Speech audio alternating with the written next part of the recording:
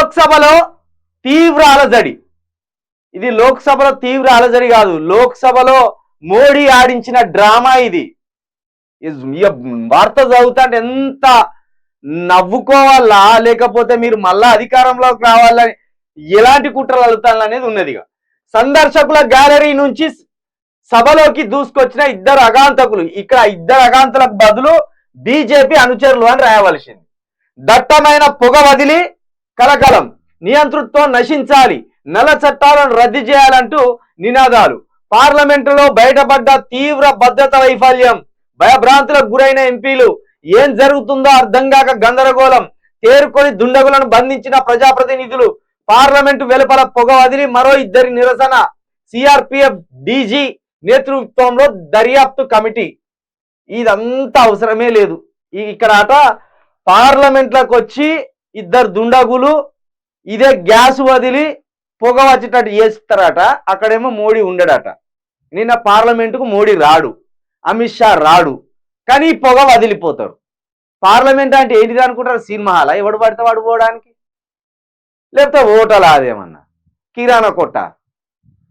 పార్లమెంటులో భద్రతా వైఫల్యం ఉంటుందా ఎక్కడన్నా? అంటే ఎటువంటి దొంగల చేతిలో పెట్టామో దేశాన్ని అర్థం చేసుకోరు. ఇక ఇప్పటి నుండి 6-7 నెలల పాటు ప్రతి వారానికి ఒకసారి లేదా ప్రతి 15 రోజులకు ఒకసారి ఒక అలజడి జరుగుతుంది దేశంలో. దాని చుట్టూ ఏం అల్లుతారంటే కథ, ఇగో మన హిందువుల మీద దాడి జరగబోతుంది అని ఒక కథ అల్లుతారు. నయం నిన్న వచ్చినోడు ఎవరంటే వాడు హిందువే, ఈ ఇద్దరు హిందువులే. పైగా వీళ్ళను బీజేపీకి సంబంధించిన ఎంపీలు పంపినట్టు తెలుస్తుంది. ఇక్కడ కింద ఉంటది. దేశ అత్యున్నత ప్రజాస్వామ్య వేదిక అయిన పార్లమెంట్ లో బుధవారం తీవ్ర అలజడి రేగింది. ఇద్దరు అగంతకులు సందర్శకుల గ్యాలరీ నుంచి ఏకంగా లోక్సభలోకి దూకారు. వెంట తెచ్చుకున్న గ్యాస్ క్యాన్ల ద్వారా దట్టమైన పొగను సభలో వదిలి కలకలం సృష్టించారు. ఈ అనూహ్య పరిణామంతో ఎంపీలంతా ఒక్కసారిగా భయభ్రాంతులకు గురైన వెంటనే తేరుకొని భద్రతా సిబ్బంది సాయంతో అగంతకులను బంధించారు. దీంతో అంతా ఊపిరి పీల్చుకున్నారు. ఈ ఘటనలో ఎవరికి ఎలాంటి హాని కలగలేదు. 2001లో పార్లమెంటుపై ఉగ్రవాదుల దాడి జరిగిన డిసెంబర్ 13నే తాజా దుస్సాహసం చోటు చేసుకోవడం ప్రజల అనుమానాలకు తావిస్తుంది. పార్లమెంట్ లో తీవ్ర భద్రతా వైఫల్యాలను ఇది బట్టబయలు చేసినట్లయింది. ఇప్పుడు ఏం అలుగుతారు దీంట్లో అంటే, 2001 పార్లమెంట్ల మీద దాడి అంటే వాడు ఎక్కడనో ఉండి చేపించింది, అది వేరు. ఇక్కడేంటిది ఏకంగా పార్లమెంట్ లోపలికే వచ్చిండ్రు.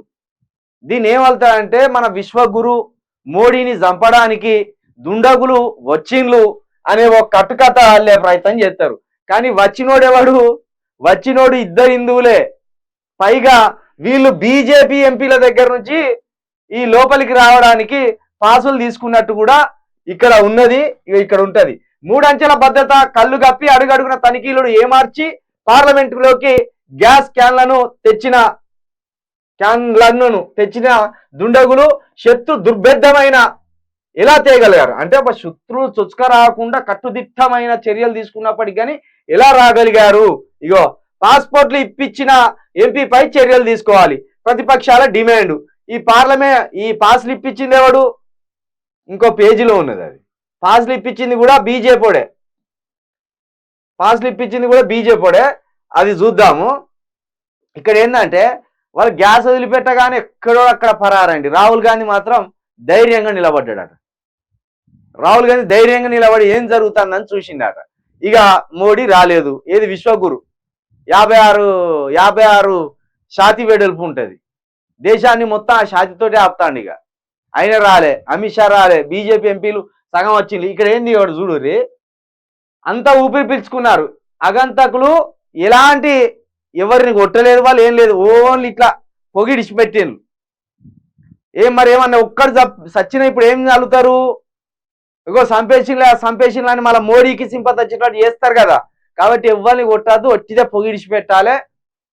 పోయేటోళ్ళు ఎవరన్నా 2-3 ముస్లింలను పంపితే బాగుండు, మీకు కలిసి వచ్చేది. అలా చూసిన్లా మోడీ ఉన్నా కూడా ముస్లింలు వచ్చిండ్లు, చూసిన్లా మన హిందువులను ఎట్లా చంపబోతుండ్లు అను. అట్లా కూడా నీ సిగ్గుపోయినట్టే. ఎందుకంటే పార్లమెంటులోకి ఇద్దరు దూసుకొచ్చేదాకా వచ్చిందంటే నీ ప్రభుత్వం ఏంది, ఇక నువ్వేంది, నీ సన్నాసి పరిపాలన ఏందో అర్థమైపోతూనే ఉంది. పార్లమెంట్లా ఏమన్నా కిరాణా కొట్ట, హోటలా, రెస్టారెంటా అది? ఇక నువ్వు ఇక్కడికి తెచ్చినావు. 2001లో కూడా వీళ్ళే ఉన్నారు. 2001 ఇది 2001 కూడా బీజేపీ ఉన్నది దేశంలో అధికారంలో. అప్పుడు బీజేపీ ఉన్నప్పుడే జరిగింది, ఇప్పుడు బీజేపీ. అంటే దీన్ని బట్టి మీరు అర్థం చేసుకోవాలి, మోడీ దేశాన్ని కాపాడుతాం అనేది వచ్చి భ్రమలు కల్పిస్తాడు. మోడీ వల్ల ఈ సంబంధం కూడా కాదు. తెలివి తక్కువ దేశంలో ఇప్పటి వరకు అయిన ప్రధానమంత్రులలో ఎవరైనా తెలివి తక్కువ ఉన్నాడంటే ఆయన మోడీ ఒక్కడే. ఈ హిందుత్వం అనే సెంటిమెంట్ మీద ఎప్పటికప్పుడు దేశాన్ని ఓ భావోద్వేగంలో ఉంచుతూ ఈ హిందువులకేదో జరిగిపోతుందని ఒక భ్రమలు గడిపిస్తాడు.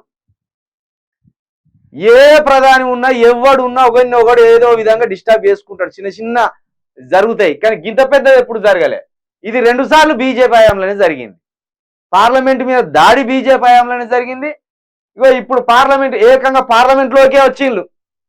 ఇక మళ్ళీ ఒకసారి అయితే ఏకంగా అక్కడ ఎక్కడ ప్రధానమంత్రి ఉంటాడో అక్కడికే పోతారు ఈ దుండగులు. ఎందుకంటే వీళ్ళే చేస్తాను అన్నట్టు. ఇది వీళ్ళు చక్కగా ఎవరికి అనుమానం రాకుండా చేయబోతాను, కానీ ఉట్టిగా దొరికిపోయారు దొంగలు.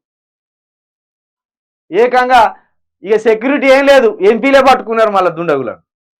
అక్కడికి వచ్చింది మీ పనితనం చూడు.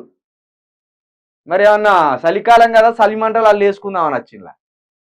ఇట్లున్నది. గీ మహిళ ఎవరో ఎంపీ ధైర్యంగా నిలబడి చూస్తాందా. ఈ ఉరికేటోళ్ళు అంతా వీళ్ళు బీజేపీ వాళ్ళే. భవిష్యత్తులో జరగనీయడం కాదు సన్యాసులారా. ముందు ఎవరిని అన్న ప్రాణాలు పోతే ఎట్లుండే ఎంపీలై.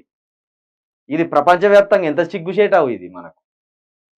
భవిష్యత్తులో జరగనీయమాట అంటే రోజు వచ్చిదేనా ఇక ఈ రోజుకు పోనీ కానీ రేపంచాలు జరగనీయమా ఏంటి? అది చిన్నపిల్లల ఆటలు ఏమన్నా. పార్లమెంట్లో భద్రతకు అన్ని చర్యలు తీసుకుంటా అంటే ఇన్ని రోజులు తీసుకోలేదా? ఇన్ని రోజులు తీసుకోవాలి, ఇప్పుడు కొత్తగా తీసుకుంటారా అని చెప్తాను. మీ దేశాన్ని మొత్తం దేశానికి అడ్డం అంటున్నాం మేము. ఒక్క పాకిస్తాన్ వారు రాకుంటే అడ్డం అంటున్నా మేము, ఏ శత్రువు రాకుంటే అడ్డం అంటున్నాం అంటారుగా. అఖిలపక్ష సమావేశంలో స్పీకర్ ఓం బిర్లా హామీ, ఎందుకంటే పంపించింది వీలే కాబట్టి మళ్ళీ హామీ ఇస్తాను అన్నట్టు. భద్రత వైఫల్యంపై దర్యాప్తు జరిపించాలి. ఇది దేవుడేరిగిగా జరిపించుడు ఎక్కడ జరుగుతుంది? పాస్పోర్ట్లు ఇప్పించిన ఎంపీపై చర్యలు తీసుకోవాలి ప్రతిపక్షాల డిమాండ్. పార్లమెంట్ బయట ఆందోళన. Samajwad party MP Dimple Yadav, DMK MP Kanimozhi. ఇక ఏం ఆందోళన చేసి ఏడుతుంది పాపం కనిమొలి. స్టాలిన్ వాళ్ళ చెల్లె, తమిళనాడు సీఎం ఉన్నాడుగా, వాళ్ళ చెల్లె ఈమె. ఇక ఈ డింపుల్ యాదవ్ ఈమె మన అఖిలేష్ యాదవ్ భార్య. ములాయం సింగ్ యాదవ్ కోడలు, అఖిలేష్ యాదవ్ భార్య.